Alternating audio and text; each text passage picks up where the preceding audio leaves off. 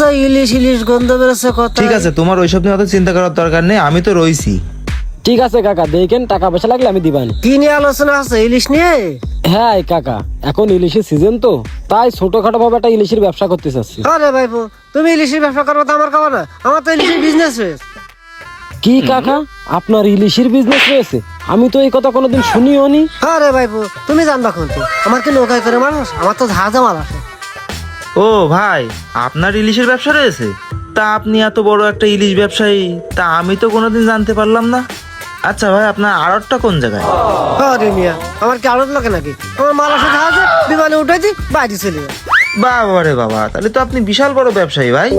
কাকা, তাহলে আমার ওই প্রথম 15 কেজি মতো মাছ দিয়েন, আমার তো বাজেট কম, ছোটখাটো ভাবে শুরু করি। আরে ভাইপো, তুমি ব্যবসা করবা 15 কেজি মাল নেবা, তা টাকা লাগবে কেন? ও তুমি এমনি নিয়ে আসবে না, আমি তো কত মানুষের এমনি দিয়ে দিই।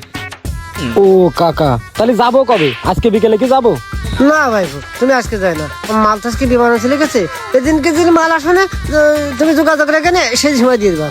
ও ভাই, আমার তো প্রতিদিন 5-7 টন লাগে, তাহলে মাল আপনি কিছু দিয়ে নেন, আপনার সাথেই ব্যবসা করবানে।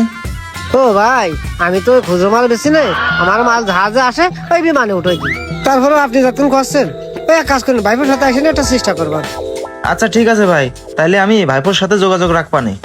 ও ভাইপো, আমি তো এইসব সিগারেট খাই না, আমি তো মালবুড়ো খাই, তাই দোকানে একটা খোলা নেই। তা তোমার কাছে কি মালবুড়ো আছে একটা দুটো নাকি?